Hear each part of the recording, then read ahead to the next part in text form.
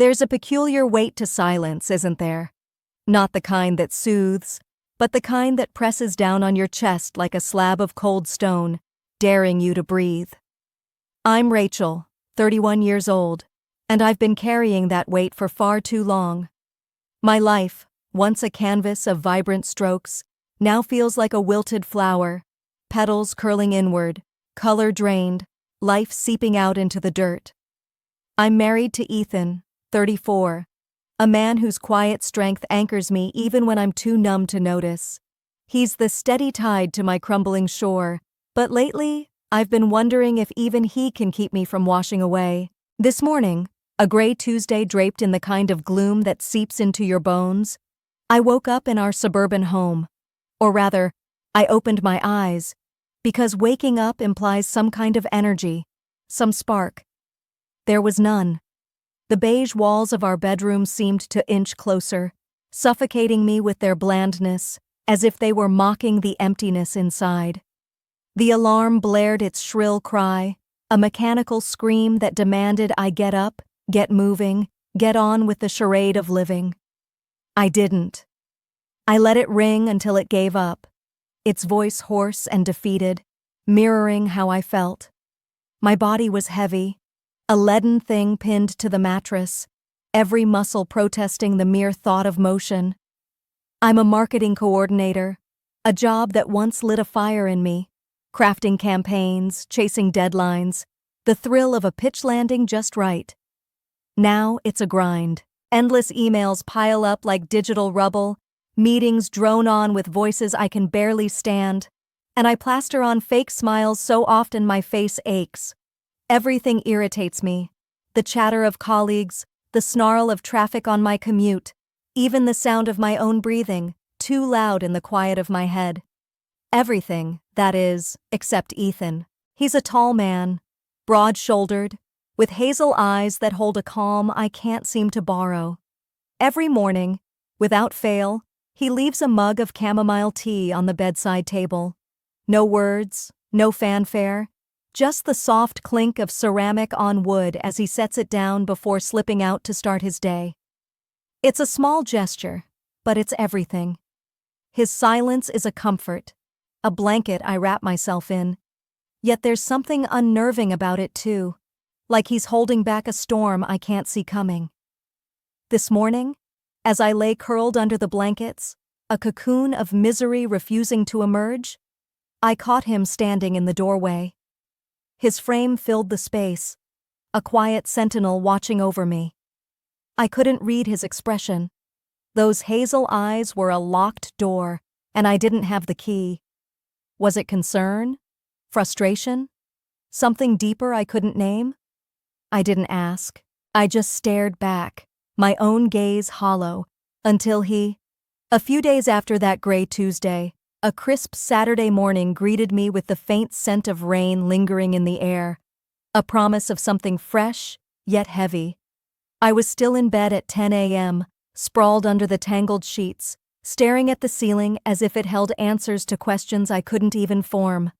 My mind was a sluggish fog, thoughts drifting like dead leaves in a stagnant pond, going nowhere.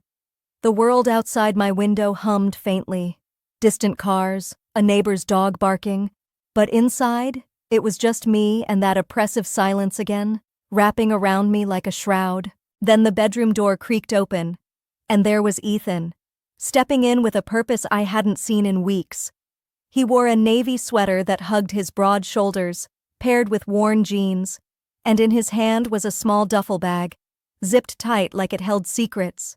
His hazel eyes locked on mine, steady and unyielding, as he spoke in a voice that was firm, yet somehow gentle, like he was coaxing a wounded animal. "We're going. I've arranged everything. You just need to be." I blinked at him, my brain stumbling over itself to catch up. Going? Where? Why?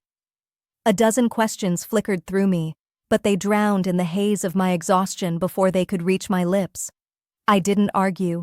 I didn't have the energy to push back, to demand explanations.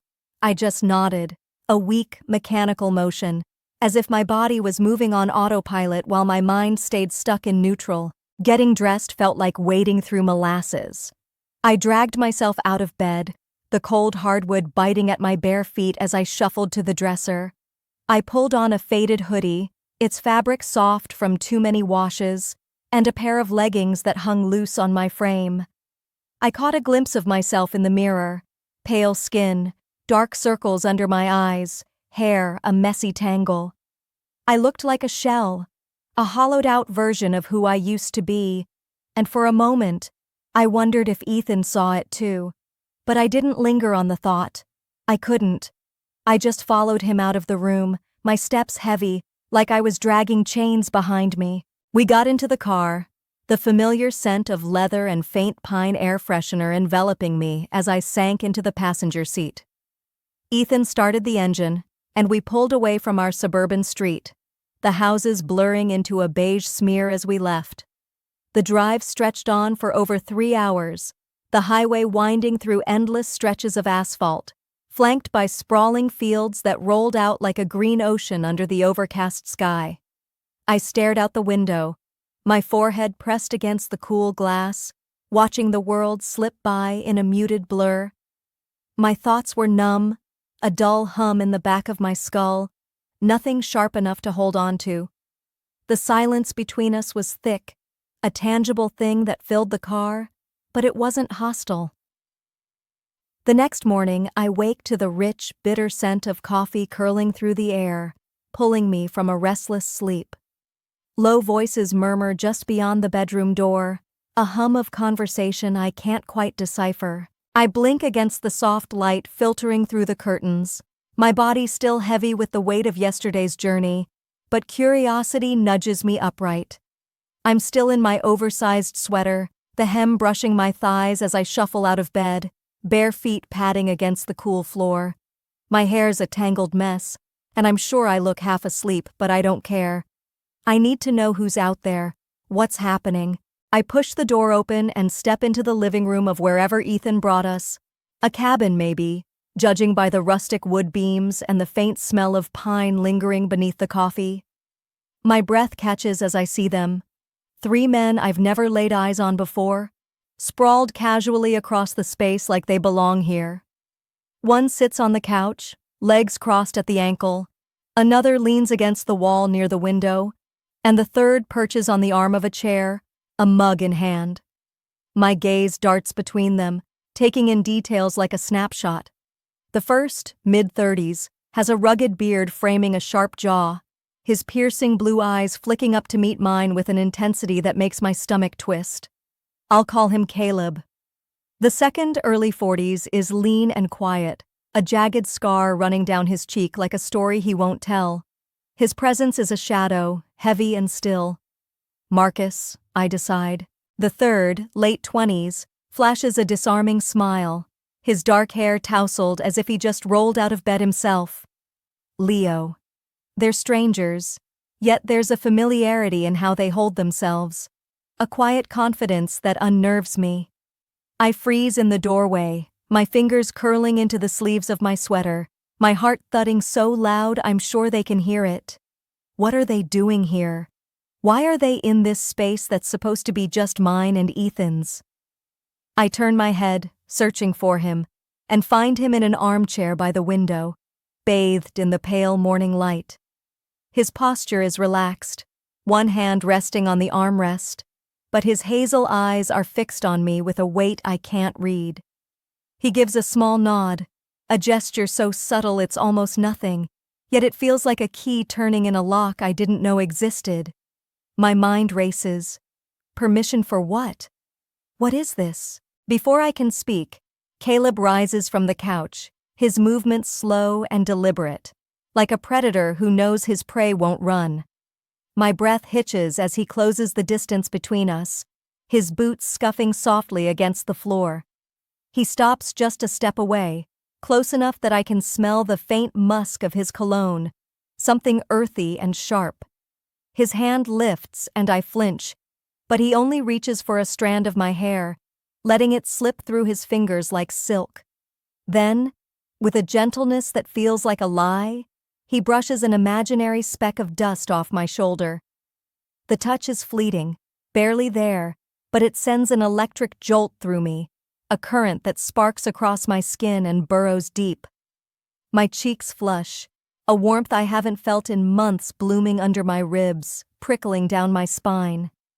Every instinct screams at me to step back, to put space between us, to demand answers. But I don't. I can't. I'm rooted to the spot, caught in the strange gravity of his gaze. I glance past him, my eyes darting to Marcus and Leo. They're watching, their expressions unreadable but steady, no judgment in their stares, just attention. It's unnerving, the way they seem to see right through me, peeling back the layers of numbness I've wrapped myself in for so long. My chest tightens, each breath deeper, heavier, like I'm drawing air for the first time in weeks. I look to Ethan again, searching for something, anger, jealousy, anything to anchor. I'm standing in the center of this rustic cabin room, the air so thick with unspoken understanding that it feels like I'm breathing in something heavier than oxygen. My heart is a wild drum in my chest, each beat echoing in my ears as the moment stretches taut, a thread ready to snap. Caleb's touch on my shoulder still lingers, a phantom warmth that hasn't faded, and now his hand slides down my arm, slow and deliberate, his fingers tracing a path that sends shivers racing across my skin.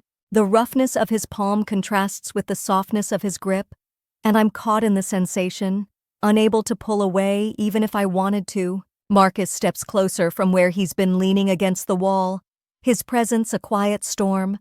His voice is low, almost a growl, as he murmurs something about the cold outside, how the wind bites through the trees surrounding this isolated place. His words are mundane, but the tone wraps around me like a velvet rope, pulling me in. I can feel the heat of him, even though he's not touching me yet, and the scent of pine from the cabin mixes with the faint, rugged musk of their cologne, grounding me in this surreal haze. The fire in the hearth crackles, a sharp, snapping sound that punctuates the silence, its golden light dancing across their faces, casting shadows that make their expressions both dangerous and inviting. The warmth from the flames battles the chill I've carried inside me for so long, a coldness born of endless days of numbness, and for the first time in what feels like forever, I feel something thawing within. Leo, with that disarming smile softening his features, moves in from the side, holding out a glass of water. His fingers brush mine as I take it, a fleeting connection that feels like a spark igniting kindling. His dark eyes hold mine for a moment too long, and I'm hyper-aware of every detail. The way his tousled hair falls just so, the subtle curve of his lips, the quiet intensity beneath his casual demeanor. My hand trembles slightly as I grip the glass, the coolness of it a stark contrast to the heat building under my skin. I take a sip, more to steady myself than out of thirst, but my throat feels tight, my senses overwhelmed by the proximity of them all. I keep stealing glances at Ethan, expecting to see anger or pain etched across his face, some sign that this is tearing him apart. But he's still in that armchair by the window, sipping from a glass of red wine, the deep crimson catching the firelight. His expression is calm, almost serene, and there's something in his hazel eyes that I can't decipher. An approval, maybe, or a quiet encouragement. It unsettles me more than anything else in this room, because I don't understand it. How can he just sit there, watching this unfold, without a flicker of jealousy? My mind churns, a storm of conflicting emotions swirling within me, as I try to make sense of his calm acceptance. Shame creeps in, whispering that I should stop this, that I'm betraying something sacred. But there's another voice, louder, more desperate, telling me this is a momentary escape, a chance to reclaim a piece of myself I'd lost to the relentless grind of daily life. I've been so burned out, so hollowed out by endless days of faking it, that this raw, electric pull feels like the first real thing I've touched in months. The touches grow bolder now, more insistent. Caleb's hand finds my waist, his grip firm but not forceful, guiding me slightly as if testing the waters. Marcus moves in closer still, his breath warm against my ear as he whispers something I can't quite catch, but the tone sends a ripple of heat down my spine. My body responds in ways my mind can't control, leaning into the contact, craving more even as my thoughts scream for me to pull back. It's like I'm shedding layers of myself with every breath, the weight of my exhaustion peeling away, leaving me bare and vulnerable but also alive. I've been the center of nothing for so long, invisible in my own life, and now, under their collective gaze, I feel seen in a way that's both terrifying and exhilarating. Every nerve is awake. In that moment, I let go completely. It's as if a dam inside me, built from months of numbness and restraint, finally bursts, and I'm swept away by the flood. The cabin room, with its rustic walls and flickering firelight, seems to dissolve around me, shrinking until it's just us, me, Caleb, Marcus, and Leo, caught in a bubble of heat and unspoken need. Their touches, once tentative, now ignite something deep within, a flame I thought had long since died. It's not just warmth. It's a wildfire, spreading through every inch of me, rekindling parts of my soul I'd forgotten existed. The sensation of skin brushing against skin is like a whispered secret, soft yet searing, a reminder of what it means to feel alive. Our breaths sink into a rhythm, a shared pulse that drowns out the crackle of the hearth, each exhale a thread weaving us closer. The air is heavy with the scent of pine and something earthier, more primal, grounding me even as I feel myself spiraling upward, untethered from the weight I've carried for so long. The firelight dances on the walls, casting shadows that flicker and sway, mirroring the chaos of emotions inside me. Every touch, every glance, feels like a brushstroke painting over the gray canvas of my life. Caleb's hand lingers at my side, steady and sure, while Marcus's presence near me is a quiet storm, his nearness sending shivers down my spine with every subtle shift. Leo's gaze holds mine for fleeting moments, his eyes a dark pool of understanding, and each time our hands graze, it's like a spark that threatens to consume me. I'm no longer the wilted flower I saw in the mirror. Under their attention, I'm blooming again, petals unfurling with a strength I didn't know I still had. I feel powerful in a way I haven't in ages, desired in a way that fills the hollow spaces within me, and whole, truly whole, for the first time in what feels like forever. It's not just about the physical, it's the way their focus stitches up the frayed edges of my spirit, making me believe I'm more than the shell I've become. And through it all, there's Ethan. I steal glances at him, half expecting to see a storm brewing in those hazel eyes, but he remains in his armchair by the window, his wine glass now empty, set aside on the small table beside him. His posture is still, almost statuesque, but his gaze is intense, piercing through the dim light. It's not jealousy I see there, not anger or pain, but something softer, something that looks almost like relief. It's as if he's been waiting for this, as if he's seeing a version of me he's missed just as much as I have.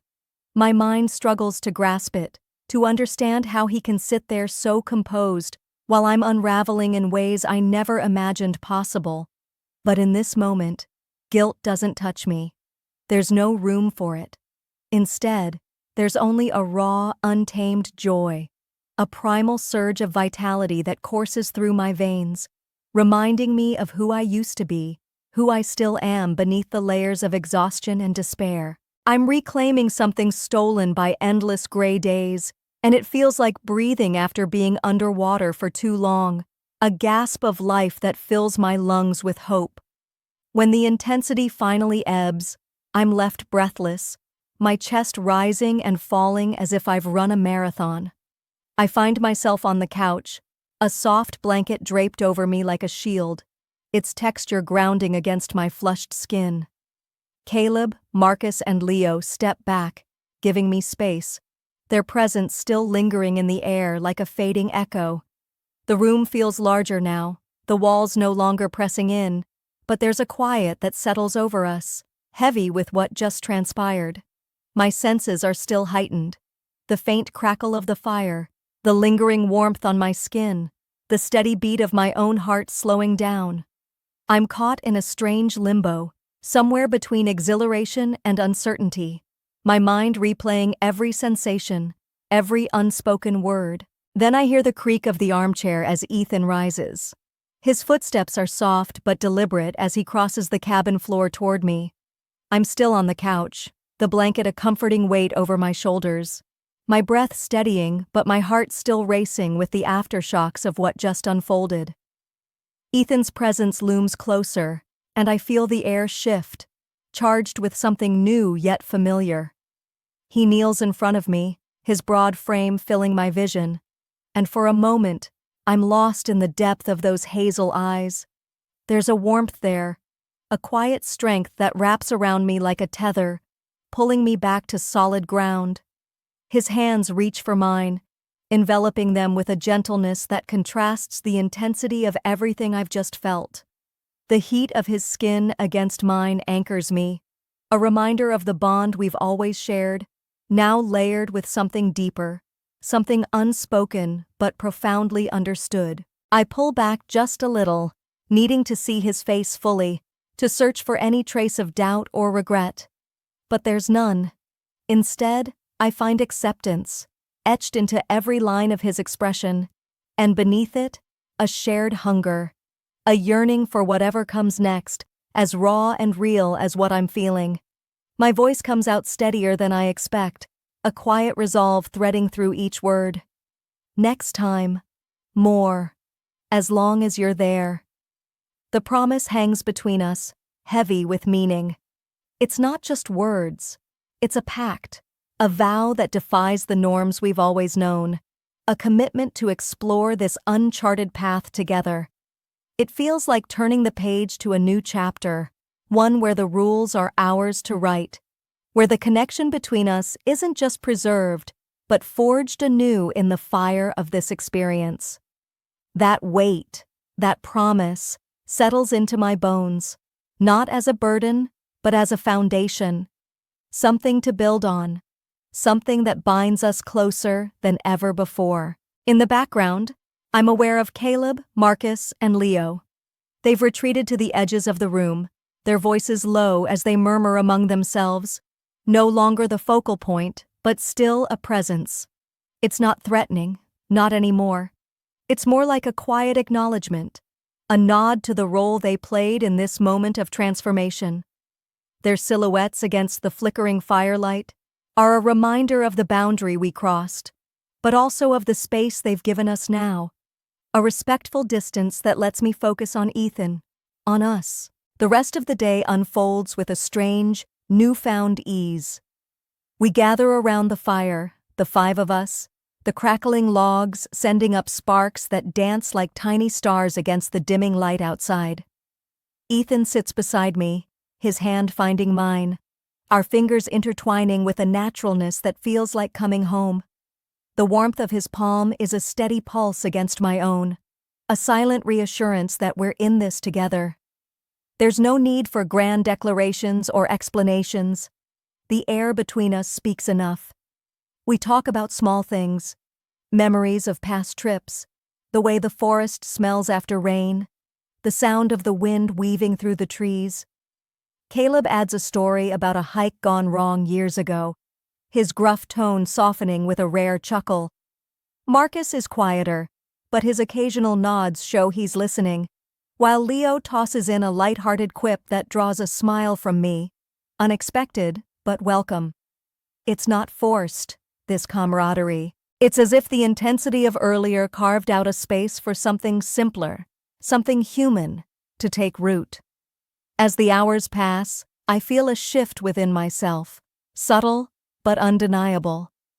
Just a few hours ago, I was a shadow of who I used to be, wilted and weary, curling inward against the weight of my own burnout.